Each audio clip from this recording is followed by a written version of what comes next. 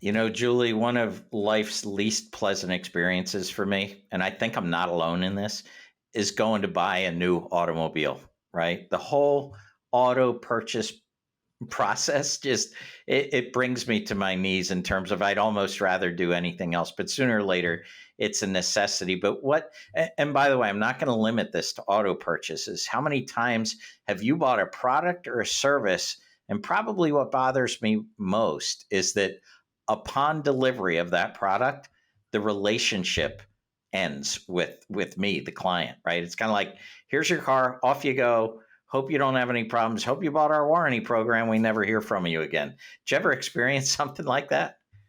It is amazing how that works. You're absolutely right. And I have experienced that in many different ways, shapes, and forms, where it might even just be a very small follow up question, not even necessarily a problem, but it's as if the emails go to a black hole somewhere and the calls go to voicemail and no one returns you. And it just is so frustrating. So sometimes businesses spend so much time on what they call the client experience, but then they shoot themselves in the foot by not completing the cycle. And when we think about financial services and the initiation of an ongoing relationship, there's no doubt we're going to want to, engage that client again and again and again, hopefully over a great number of years. I think what really happens in that first 100 days following the sign on the dotted line can make all the difference in the world. Do you agree? Oh, I wholeheartedly agree. In fact, I think sometimes my expectations are so low that when it does go well past the sign on the dotted line, I'm telling everybody I know about it. You're not going to believe the amazing experience that I had at X, Y, or Z. So I think you're absolutely right. So I really enjoyed a recent conversation we had with Libby Greiwe. And I think of it as kind of completing the client experience, if you will, right? It's what happens after the client says yes and assets start to move over. How should the financial professional be engaging the client, setting the right expectations? And what I really liked about what Libby had to say to us was what are a couple of small things that the financial professional can do that can so set themselves apart in the mind of that client that the client actually can't wait to tell others about the experience that they had. So, without much further delay, Julie, why don't you share with our audience a little bit about who Libby Greiwe is and why we invited her on the podcast today? Libby Greiwe is the host of the Efficient Advisor podcast. She ran her own planning business for 16 years, culminating in a sale and retirement in 2019. Since selling her highly successful planning business, she's obsessed with sharing her practical, step by step processes to help other financial professionals achieve the same results. So, let's spend a few minutes listening to Libby Greiwe share with us a little bit about how the first 100 days can really impact your client experiences. Hi, I'm John. And I'm Julie. We're the hosts of the Hartford Fund's Human Centric Investing Podcast. Every other week, we're talking with inspiring thought leaders to hear their best ideas for how you can transform your relationships with your clients. Let's go. Libby, welcome to the Human Centric Investing Podcast. We're so excited to have you here with us today. Oh, well, thanks again for having me. So, Libby, I have to share with you that over the weekend, my wife and I purchased a new car. And as I think back on all my car buying experiences, the different dealerships that we went to had different approaches to clients who purchased a car from them. Some we never heard from again. Others were almost like overly invasive, but some seemed to mix it up just right. And I know Julie and I often talk about the client experience, but oftentimes I think in the financial services business, the client experience almost comes to a halt when that first transaction is made, right? Client's committed. We're now in the process of moving assets. But you say that the first 100 days of acquiring a new client can maybe be the most impactful for your business beyond just that client. Kind of tell us a little bit why and your philosophy behind that. Yeah, well, there's actually a lot of research that shows that the first 100 days of a customer client, whatever you want to call them's experience of you is disproportionately related to how long they will be your clients. So there's a disproportional relationship between the experience in the first 100 days and the longevity of the relationship.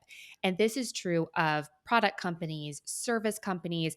It's an across the board phenomenon that if a company or a business is extremely intentional about what that first 100 days looks like, not only will you have lifelong clients, but you will have clients that truly become raving fans, right? Amazing referral resources. And we talk about onboarding in a couple of different ways. And I think the most common misconception that especially advisors have is that onboarding is all about the paperwork. It's getting the assets from institution A to institution B, it's the underwriting of insurance, it's the applications. And while that's a part of it, it's just a small component. The other two layers that I like to talk about when it comes to onboarding are an expectation setting process where we want to really lay out what the experience is going to look like for our clients and then also build processes so that we can deliver that consistently. But then there's this human to human element. And this is the most missed element when it comes to onboarding. And the idea of this human to human is that we focus so much as advisors on this business to business, right? The actual business of getting the money here, the business of getting clients to commit to us, the business of getting someone to pay us a financial planning fee or to commit to an AUM based product. But really, the golden opportunity exists in this human to human connection. And being really intentional and really thoughtful about how our clients experience us within that first 100 days really truly makes all of the difference. And once we got this structure right for my own practice, is when we saw our referrals just skyrocket. We live in such an experience based economy that when somebody has a really unique, interesting, wonderful experience, our natural inclination is to share it and to tell others about it because it was something unique, because it was something different, because it was something just opposite of what people have experienced before. So I think when advisors can start to think a little bit differently about that first 100 days, I mean, you never get another chance to make a really good first impression. And when advisors get this right, what we have seen happen is just exponential increase of referrals during that first 100-day windows, which is crazy to me because you haven't even proven yourself, right? Like often I think we think like, okay, before we get referrals, we have to be consistent, we have to deliver tons of value, and we have to have this long-standing trust-based relationship, but that's completely untrue. We just have to be really thoughtful and intentional about this 100-day window. So Libby, it's so interesting. I mean, I think you're right. The technical side and the hurdles and the timelines and the checking the boxes, literally and figuratively, of bringing the assets over. There are so many processes associated with that, and I think you're absolutely right that we put so much energy into that, and then the assets arrive, and then from there it feels like it should just be smooth sailing. How do you help in the coaching that you do? How do you help advisors shift their mindset? Because my guess is for those that have been so steeped for so many years or even decades in the technical process of transitioning assets, how does that mindset shift happen? And what are some of the first steps or examples that you might be able to share with us today that could help broaden the mindset and think about that 100 days in a little bit of a different light? Yeah, well, it's interesting because no matter how long an advisor has been in the industry, they always have this deep seated need to feel like they're delivering an exceptional customer experience. I've never really come across an advisor who was like, look, I'm just super happy collecting checks and I could really care less what my clients think of us or what their experience with us is. And most advisors really genuinely want more referrals. They want to spend less time marketing, less time messing with social media, and they want to just spend more time helping people. Everybody says, "Hey, I got into this industry because I genuinely want to help more people." And so the mindset shift is really talking about this human to human component not as an afterthought or as a, oh, that would be something nice to do, but really as a core competency of any practice and part of an actual standard operating procedure. That this idea of being intentional about building human to human connection, human to human relationship, going above and beyond just the business side of things and showing that extra element of caring. And the crazy part to me is it's not hard. And most of the things that we suggest an advisor do don't actually cost a dime or are so inexpensive, it's not even funny. So it's not that it's hard, it's not that it's complicated, it's not that it's rocket science. It's really just this idea of being intentional and really putting that CEO hat on and saying, okay, here is our vision for what our client experience is going to be like. And then here's the steps that we need to put in place so that we can do this on a consistent basis.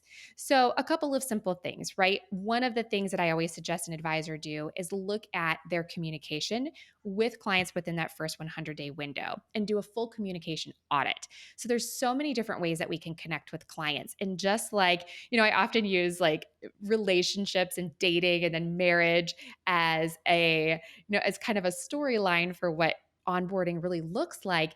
And it's true. So just like in any relationship where we have different love languages, every client has a different way of enjoying communication. Not everybody loves reading long text email. Not everybody loves video. Not everybody loves snail mail.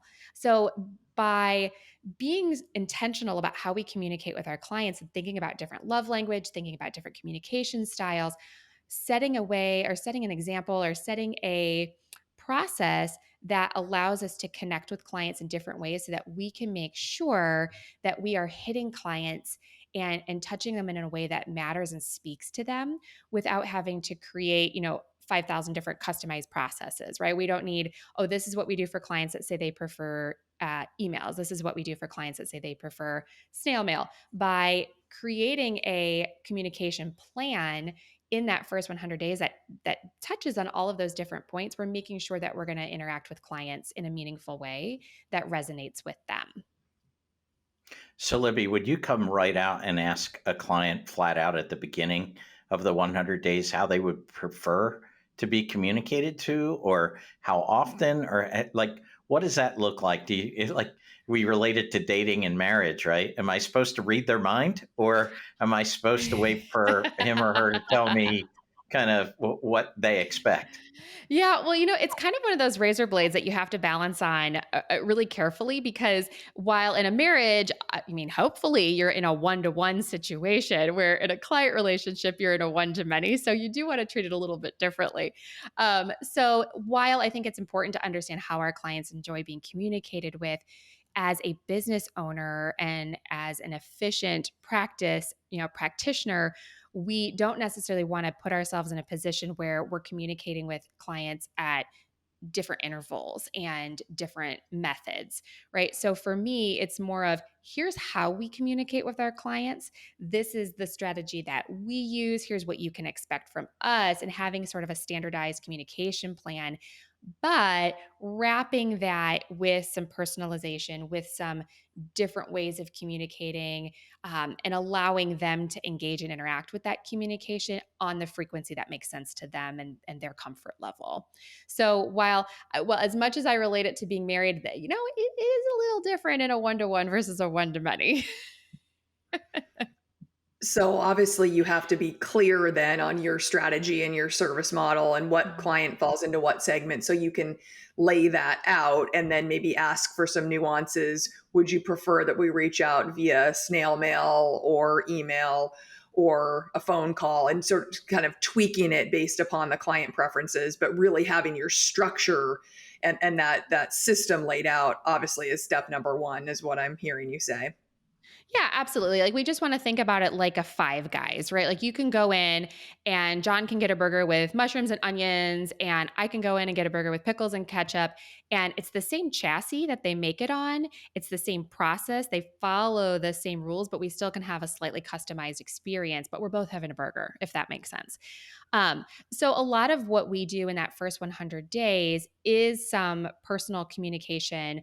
So I'm a big fan of a couple of different things, right? So not only are we communicating and we're, letting clients know how we're going to engage and how we're going to interact, but a couple of super simple things that advisors can do that are really, really tactical that make a huge difference for clients that can be done virtually or they can be done in, face to face are a couple of different things. So we did, and this always went over so well, and our clients loved it. And I worked for a broker dealer that had crazy statements. Like when I would get my own statements from my broker dealer, I would read through and be like, I'm not even sure I understand exactly what they're always trying to tell me. So we would set up after a client received their very first statement from working with us. So we moved their assets that first quarter. We're going to set up a special call with them or a special meeting where we're going to actually walk them through how to read their statement. We're going to start on page 1 and we're going to go through and say, that's what this account is. Here's where that came from. Yep, it looks like a negative, but that's really just because we made a trade from this account to this account. Here's how you read that statement. And then after the first tax season with us, we'd give them a call or send a video, depending on communication preferences, of, hey, here's how you can take all of your 1099s and pull them into your tax software. Or here's where you can go to find the information that you're looking for. Oh, by the way, you get a K1 now. And here's what a K1 is. And by the way, it doesn't come till a little bit later. So don't file until you get these 3 pieces of paper. So just going above and beyond it. And the beautiful part is it doesn't cost anything to do that, but it goes a really long way with the client. So same thing with insurance contracts. After a client receives their insurance contract, so let's say you underwrite long-term care, which we all know takes, I don't know, 2 decades or something to get an insurance policy underwritten and put through. Maybe that was just my experience. But by the time it comes, a client's forgotten what riders they accepted, what riders they declined. What was that coverage again? When did it start? How does that work? What's the inflation piece? So just taking that time, and it doesn't have to be you, right? It can be someone on your team that can make these phone calls and host these meetings and do these things on your behalf. But taking the time to actually just make sure that we're slowing down and that we're keeping the client at the center of this, making sure we're being really intentional about how they feel working with us. And for us, one of the key feelings that we wanted our clients to have was this, like, oh, I understand. Like, oh, they're not speaking over me. Okay. They're slowing it down. They're taking the time to educate us. They're making sure that we feel comfortable throughout this whole process. So it's those little things within that first 100-day window that don't require a lot of time, energy, effort that go a long way with our clients. And it's such an interesting and such a different and such a unique experience to our clients.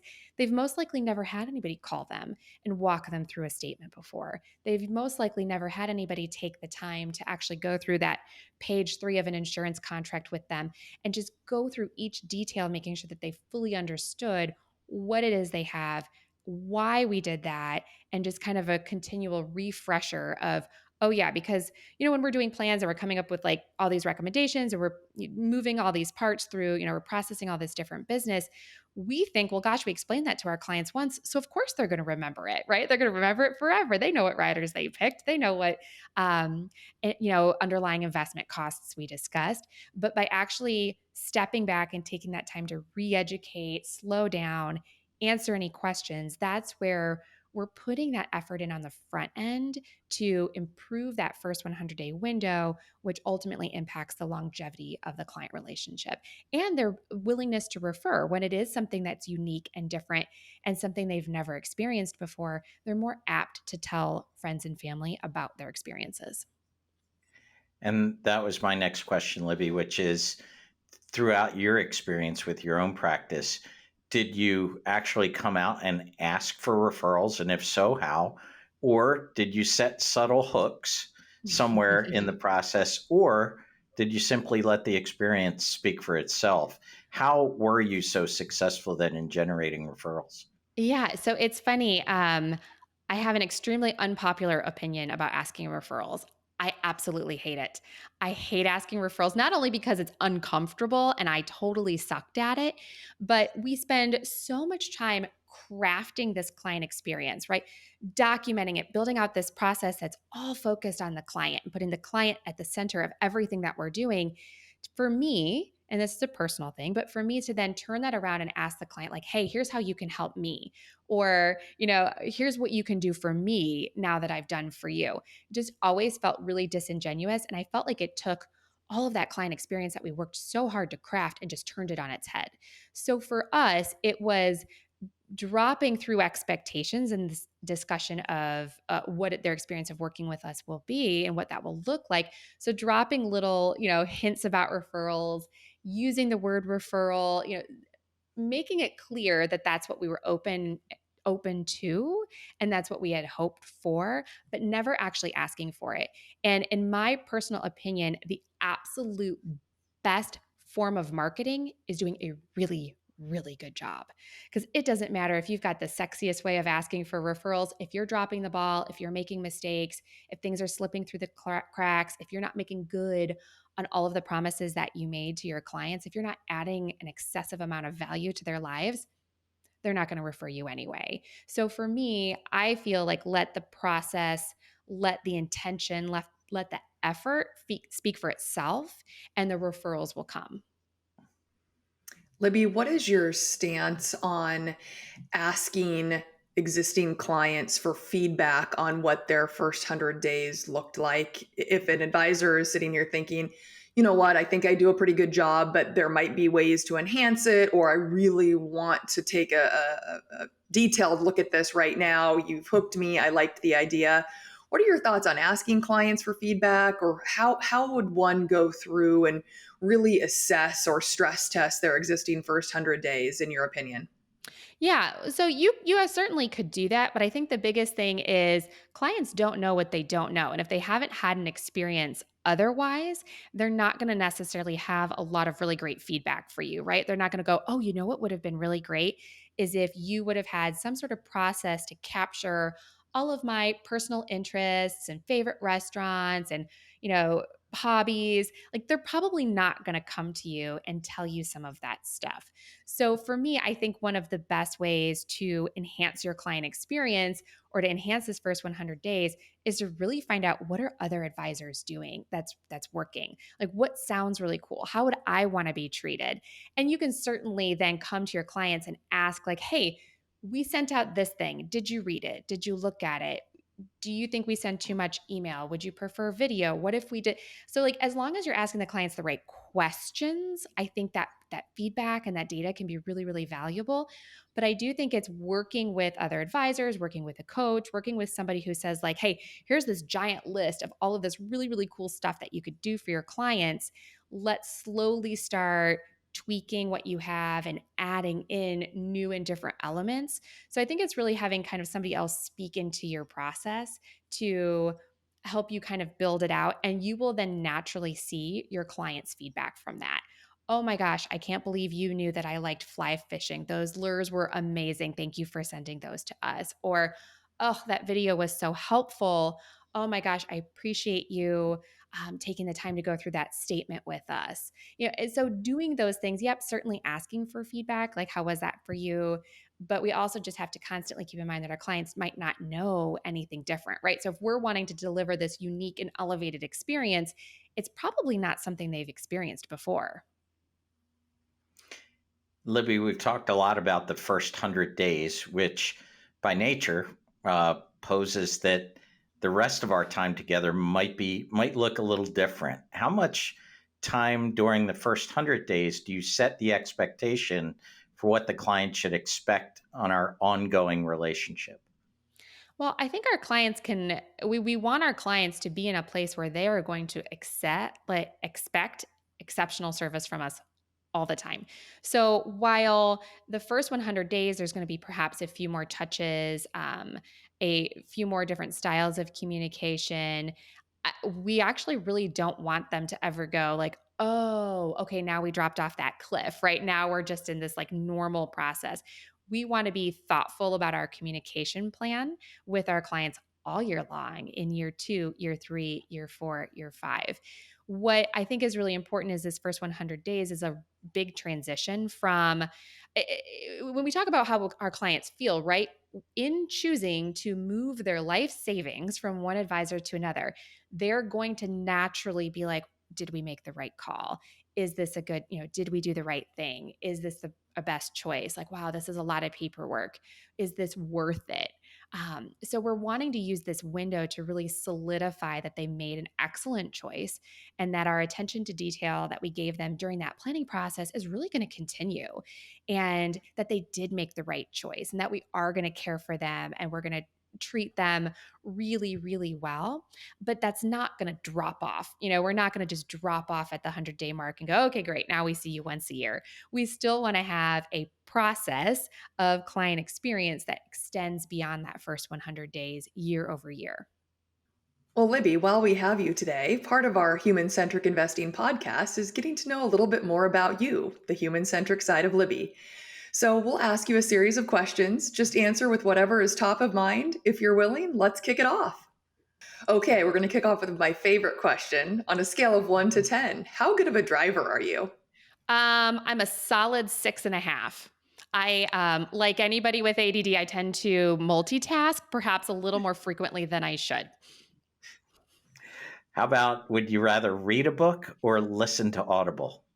I would rather read a book. When I read, I like paper books. And when I read, I look like a little bit of a sociopath. Like there are tabs and highlighters and notes in the margins. And I mean, my bookshelf it's actually a little scary looking because there's all these things sticking out of every book, but I would absolutely rather read so I can really digest and highlight and go back. Mm-hmm. Are you a morning person or a night owl? I am an extreme night owl. When I was running my business, I would not meet with clients before 10 a.m. and 3 cups of coffee. I just have always been that way. I've tried really, really hard to make that shift over the years, but I absolutely cannot. So, Libby, I know how busy you are. Do you prefer a paper to-do list or do you use a digital tool? So I have a little bit of both. Like I do use ClickUp for task management. However, on a daily basis, I do have a paper planner. There's something still just very, very satisfying about being able to take a black marker and literally crossing a line through something that I've completed. There's some weird sense of satisfaction that I get from a paper to-do list. I am right there with you. In fact, I've been known to add things to the to-do list after I've done them just so I can have that satisfaction of crossing them off. So I hear you. 100%. And I take it to the next level too, where I'll write things I've already done just to cross it off. And then I'll be like, oh, this looks really messy. So I need to rewrite Rewrite the list. Oh no. Oh my. Clearly we're cut from the same cloth. Oh yeah. Yeah. You guys are cousins, I believe. Okay, well, I'm glad it's not just me. I feel slightly better. Libby, what's the best age? Ooh, the best age? I think all of them. I think every single age just offers something. I think as a mom, especially kind of watching kids thinking like, oh, this baby stage is the best. Oh, no, wait, toddler stage is the best. Oh my gosh, nope. I love them as tweens and now I love them as teens. And even as I continue to age, I just think every single year just opens up. You learn more, everything changes, the world is constantly moving. I think every age is the best age. For me, I don't know. I've never been one of those people who's like, oh, I'm turning 40. Oh, I've always just been excited about whatever. I'm just happy to wake up every day and have air in my lungs. Well, Libby, we can't thank you enough for joining us here today to share your thoughts and ideas and insights on the first 100 days and beyond of the client experience. And for those of our listeners that are interested in hearing more about Libby's thoughts and ideas, feel free to visit her Efficient Advisor podcast or check out her LinkedIn page or her Efficient Advisor community on Facebook. Also, Libby has provided some thought leadership in a white paper that can be found at hartfordfunds.com on the client onboarding process. So thank you again for your time today, Libby. We really appreciate it. Oh, thanks so much for having me. I appreciate what you guys do for the industry. Thanks for listening to the Hartford Funds Human Centric Investing Podcast. If you'd like to tune in for more episodes, don't forget to subscribe wherever you get your podcasts. And follow us on LinkedIn, Twitter, or YouTube. And if you'd like to be a guest and share your best ideas for transforming client relationships, email us at guestbooking@hartfordfunds.com. We'd love to hear from you. Talk to you soon. The views and opinions expressed herein are those of the guest, who is not affiliated with Hartford Funds.